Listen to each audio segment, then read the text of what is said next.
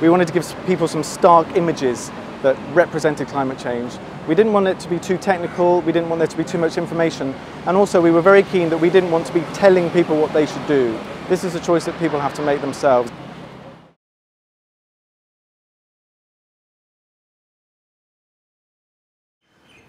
We're already seeing the impacts of climate change in India now.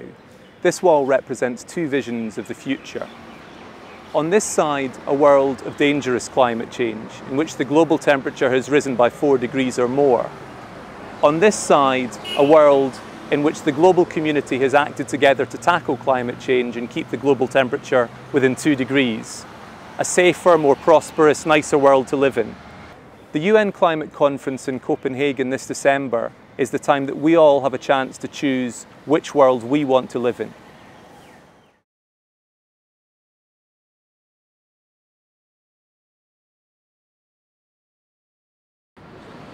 I first had the idea of using the British High Commission wall when I was on holiday in Tehran. The American embassy in Tehran hasn't been used for many years, and there's graffiti all the way around the wall. And I thought, what a fantastic way of raising the profile of an issue. The whole material is not only eco-friendly, but also it kind of takes the texture of the wall or the surface which it's put on. So it looks like it's actually painted, whereas it isn't. It's almost like we have seen these examples of people expressing their passion by tattooing their lover's name or their beloved's name on them to make a statement. Here, since it's a government who is trying to make a statement about their passion, thought was, can we take inspiration from there? So it's like creating a tattoo which is 600 feet and you're almost wearing it on your sleeve.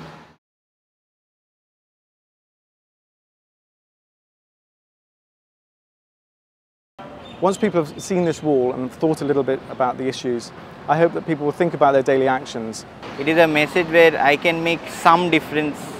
It's like one vote in a democracy, where I can make some difference in educating a handful of people, maybe whoever drives past or walks past this wall, that so many things are happening and we are not helpless as of yet, and you can still do something about it. But I also hope that people will think about the global issues, think about what the Copenhagen summit means, think about how they can make their views known to their government, whichever government that is, so that we reach a good deal at the end of the year that will take us forward into a sustainable future.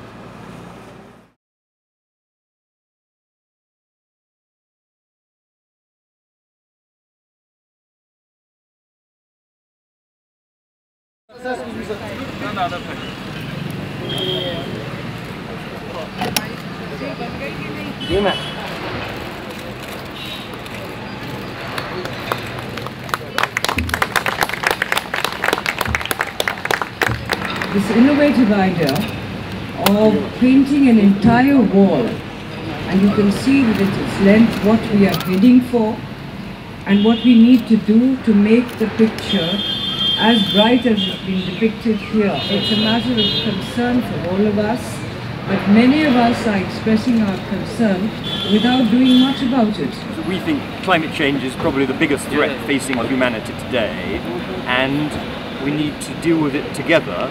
We would love others to follow this example, whether by copying or by imitating in different ways.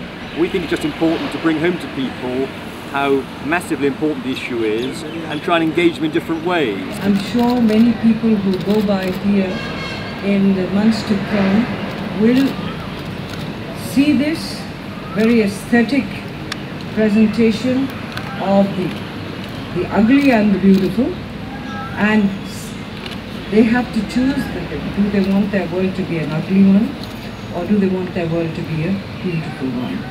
So it's meant to be a message of hope, but hope based on action, not just aspiration. And we see the Copenhagen International meeting at the end of this year as a vital opportunity for the world as a whole to come together and agree how we should collectively deal with this threat.